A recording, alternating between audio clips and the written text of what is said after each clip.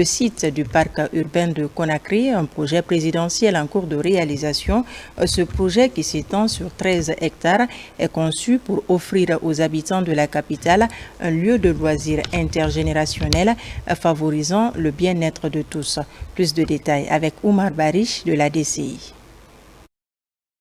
Le développement urbain en Guinée prend un nouveau tournant sous le leadership de son Excellence le général Mamadi Doumbouya, président de la République, chef de l'État, chef suprême des armées.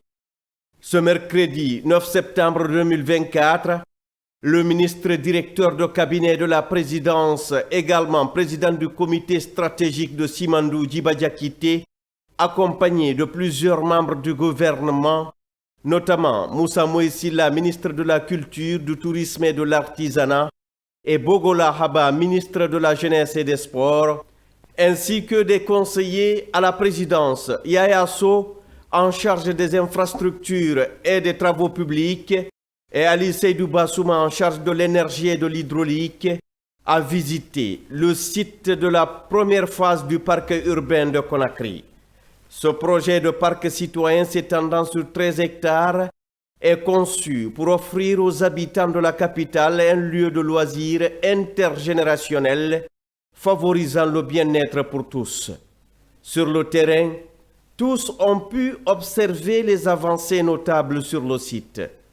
L'avancée des travaux de la première phase portant sur 2,5 hectares a été unanimement saluée par les autorités. Ce parc de loisirs multi-activités, véritable havre pour les jeunes et les familles, est l'une des initiatives phares de la présidence de la République, avec pour ambition de transformer Conakry en un centre urbain attractif. Ce projet s'inscrit dans une série d'initiatives présidentielles soutenues par le chef de l'État, le général Mamadi Doumbouya, visant à doter la Guinée d'espaces de loisirs modernes et accessibles.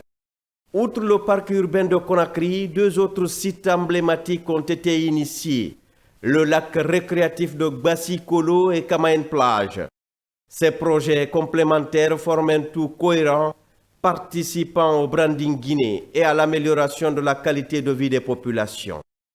Lors de la visite, le ministre directeur de cabinet de la présidence Djiba Diakité a insisté sur l'importance de ces espaces pour la jeunesse, une priorité pour le chef de l'État et le gouvernement de transition.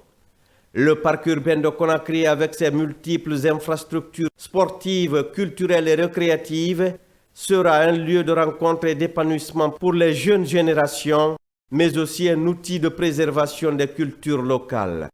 Ce projet est une réponse concrète aux besoins des jeunes de disposer d'espaces modernes de détente et de divertissement, tout en participant à la promotion de vivre ensemble et à la cohésion sociale. Le ministre directeur de cabinet de la présidence, également président du comité stratégique de suivi du projet Simandou Djiba Diakité, a dans la foulée instruit au ministre Moussa Moïsila et Bogola Haba, ainsi qu'au conseiller à la présidence Yaya So et Ali Seydou Bassouma, de veiller à l'exécution des travaux sur le terrain en collaborant étroitement. Pour sa part, Moussa Moïsila a mis en avant l'importance des infrastructures culturelles qui seront développées dans le cadre de cette initiative présidentielle. Le parc urbain de Conakry sera un espace où les cultures locales seront célébrées et promues, contribuant ainsi à la préservation du riche patrimoine culturel guinéen. Comme l'a souligné le ministre Bogola Haba, les infrastructures sportives qui y seront implantées contribueront à renforcer le potentiel des jeunes dans le domaine du sport, tout en leur offrant des opportunités de se détendre et de se divertir sainement. La culture fait partie donc des axes prioritaires du gigantesque projet Simandou 2040. Nous sommes en deuxième position. C'est pour vous dire tout l'intérêt que le chef de l'État, donc le gouvernement, accorde à la question culturelle, puisqu'il s'agit de l'identité de la République de Guinée, de notre visibilité, et qui s'arrime donc à la question du branding national. Ici, c'est une initiative présidentielle qui va pouvoir permettre de donner des espaces d'expression à nos différents artistes, à nos musiciens, à nos hommes de culture, aux professionnels de la culture, des espaces d'expression parce que nous avons des acteurs culturels pétris de talent, mais qui manquent souvent d'espace où exprimer ce talent. Donc ici, des infrastructures qui vont allier des espaces ouverts donc, aux arts vivants, donc au spectacle vivant. Vous aurez également des infrastructures qui vont concerner tout ce qui est question du livre, donc une bibliothèque. Vous avez aussi une salle de spectacle qui permettra donc d'accueillir un certain type de public. Donc nous allons non seulement voir des infrastructures sportives, vous avez déjà quelques-unes qui sont sorties de terre, mais vous aurez également des infrastructures culturelles et éducatives qui permettront donc à un type bien ciblé de public d'avoir donc accès à tout ce qui est expression de talent culturel de nos artistes en République de Guinée. Il y a aussi un stand d'exposition artisanale qui permettra de mettre en avant tout le génie de nos artisans guinéens. C'est pour vous dire que quand on parle de Simandou 2040, il ne s'agit pas d'un mantra, ce n'est pas un slogan vide, il s'agit d'une concrétisation qui se conjugue au présent et qui se voit par des acquis qui sont tangibles. Et le cas de ce parc citoyen, situé donc en plein cœur de la capitale, en est une parfaite illustration. C'est une initiative présidentielle que nous apprécions, qui vienne à point nommé, parce que vous êtes tous au courant du déficit d'infrastructures pour la jeunesse, que ce soit sportif ou évidemment culturel ou évidemment de loisirs. C'est un travail qui avance et nous allons participer à l'améliorer. C'est un processus d'amélioration continue. L'espace est suffisamment grand et qu'on peut avoir beaucoup de disciplines ici parmi les 40 disciplines que nous avons.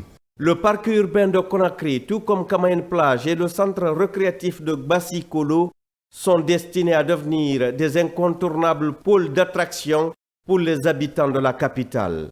Parmi les infrastructures déjà réalisées sur le site du parc urbain de Conakry, on trouve un parking d'une capacité d'accueil de 300 véhicules, 6 mini-terrains de football, 2 terrains de basketball, 2 terrains de tennis ainsi qu'une route d'accès via la corniche nord, facilitant l'arrivée des visiteurs. De plus, un éclairage solaire a été installé permettant une utilisation continue du parc, de jour comme de nuit.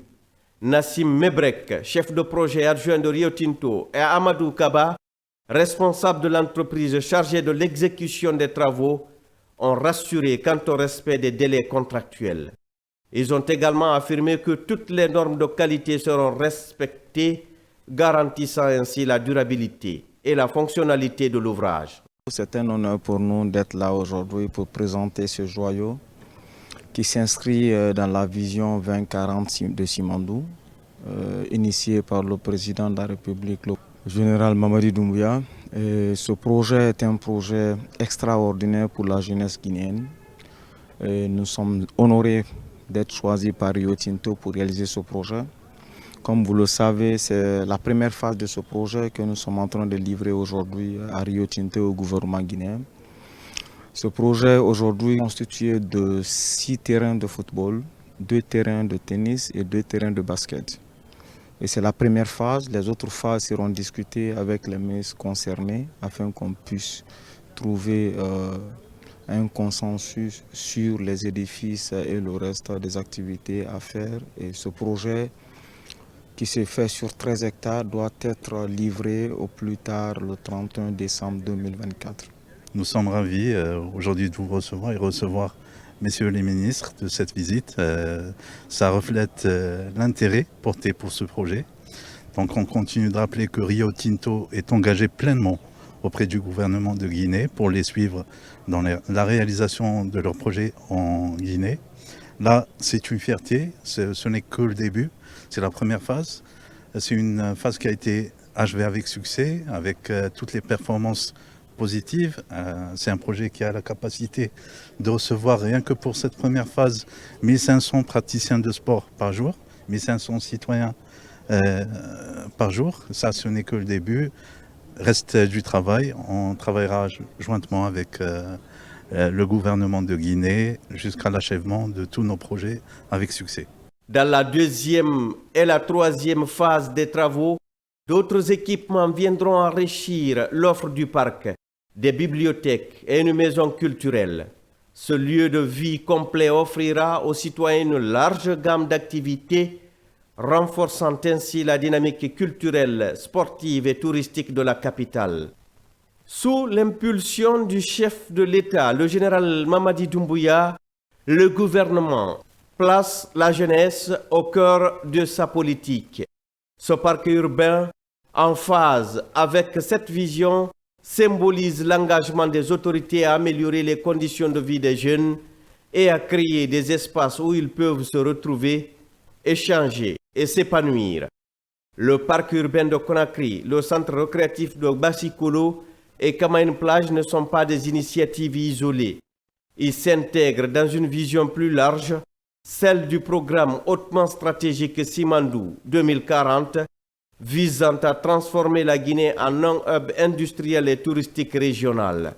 Ces 3 sites seront connectés entre eux, créant ainsi un réseau d'attractions urbaines qui deviendront des cartes postales de Conakry conformément aux 3 objectifs de Branding Guinée, à savoir l'investissement, attirer les investisseurs pour accélérer le développement économique irréversible de notre pays, la culture, valoriser notre culture, les valeurs de nos ancêtres et la beauté de notre pays, et le tourisme, en faisant la promotion de la destination Guinée à travers le tourisme pour le plus grand bonheur de nos concitoyens. En somme, le branding national de la Guinée est une démarche stratégique visant à positionner le pays comme un acteur incontournable sur la scène internationale. Ce lieu deviendra donc rapidement un point de convergence pour les jeunes et les familles, renforçant ainsi la vocation de Conakry à devenir une ville dynamique et tournée vers l'avenir. Ce projet témoigne de la volonté du gouvernement de doter le pays d'infrastructures modernes et durables au service de la population et du développement de la Guinée. L'avenir du parc urbain de Conakry est prometteur et il deviendra sans nul doute l'un des symboles du renouveau guinéen. Au Conseil national de la transition, l'heure est à la formation du processus législatif et la rédaction des lois organiques. Les conseillers nationaux et experts multidisciplinaires se sont prêtés à l'exercice de jours de travaux pour assurer une réforme législative. Le point avec Robert Siditon. Dans le cadre de sa réforme institutionnelle, le Conseil national de la transition, sous la présidence de Dr Dansa Kourouma, poursuit ses initiatives de formation à l'intention des conseillers nationaux et du personnel administratif parlementaire. C'est ainsi qu'a débuté ce matin à Conakry un atelier de formation consacré à l'orientation et au cadrage de la rédaction des lois organiques en collaboration avec le CNT.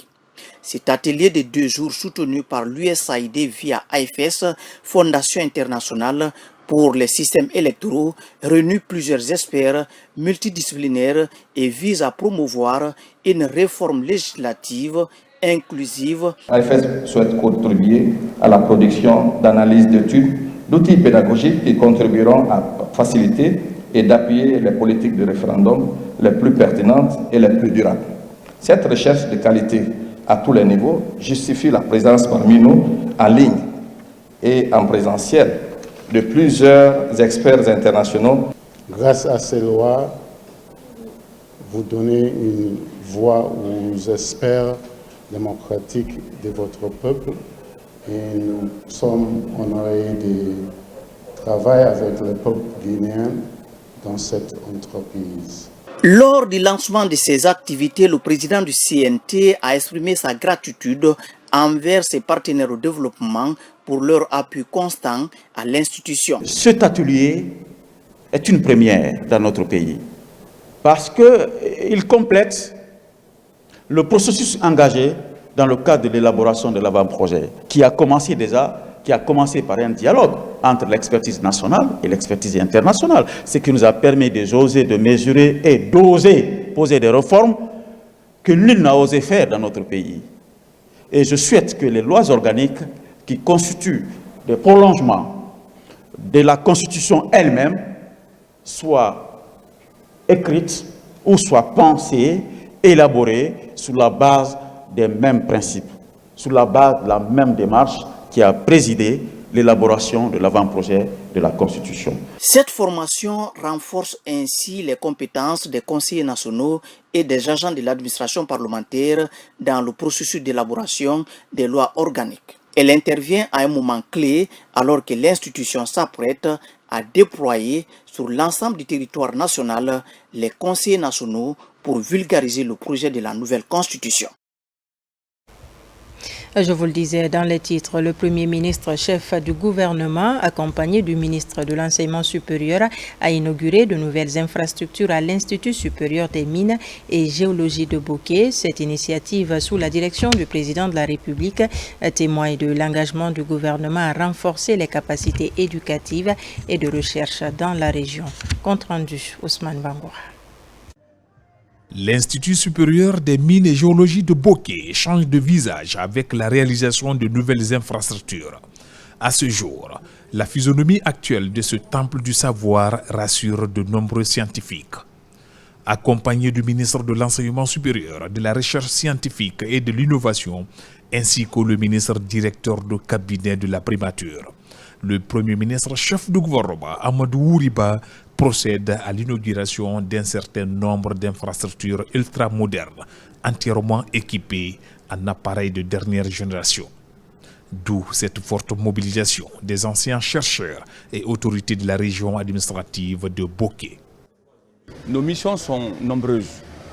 Ces missions-là ont besoin des soutiens matériels et financiers. Nous avons aujourd'hui des besoins de logement des enseignants, de laboratoires, des équipements qualifiés, des équipements de pointe, de la nouvelle technologie. Et nous avons besoin de la formation des formateurs, accentuer la recherche doctorale et créer des relations interuniversitaires qui ne peuvent pas se faire isolément. La réalisation de ces infrastructures de base au sein de l'Institut supérieur des mines et géologie de Boké comprend des logements du personnel, un centre de formation numérique, un club universitaire, un laboratoire de recherche appliquée ainsi qu'un nouveau bloc administratif abritant le service de scolarité et le service des études avancées. Cela entre en droite ligne de la vision du président de la République d'allier à la fois la qualité des infrastructures, la qualité de la ressource humaine, mais aussi la qualité d'apprentissage des étudiants. C'est cette symbiose-là qui fait que nous avons un système éducatif performant. Et donc cette pierre aujourd'hui, c'est pour justement démontrer, prouver à l'ensemble des parties prenantes du système de l'enseignement supérieur de la recherche scientifique que nous sommes déterminés à apporter le changement nécessaire pour qualifier le système. La formation des jeunes étant une priorité du gouvernement sous l'égide du président de la République, le général de corps d'armée Mamadi Doumbouya, le Premier ministre insiste sur la nécessité de promouvoir la qualification des formateurs dans les différents instituts d'enseignement supérieur du pays. Je dois dire que c'est l'expression d'une volonté et d'une détermination de développer le capital humain. Vous savez, on ne peut pas développer ce pays, on ne peut pas aller dans le sens de sa construction si on ne dispose pas des ressources humaines en capacité d'avoir la connaissance, la compétence, le savoir-faire avec toute la rigueur nécessaire pour que cela puisse se mettre au service de l'économie et au service de la volonté publique également. Donc ce qui est en train de se faire ici, c'est d'accentuer le développement de l'Institut supérieur de géologie et des mines de Boké pour accompagner le développement du secteur minier tant au niveau de l'extraction qu'au niveau, dans un prochain avenir, de la transformation de ces minerais en matériaux plus ou moins semi-finis. À l'Institut supérieur des arts Mouri Kanté de Doubreka, le Premier ministre a également inauguré de nouvelles infrastructures. L'idée est soutenue et appréciée par les autorités. Cette année, le département en charge de l'enseignement supérieur envisage d'introduire une assurance pour tous les étudiants de Guinée. Il prévoit notamment de mettre en place des bases de données afin d'améliorer les méthodes d'études.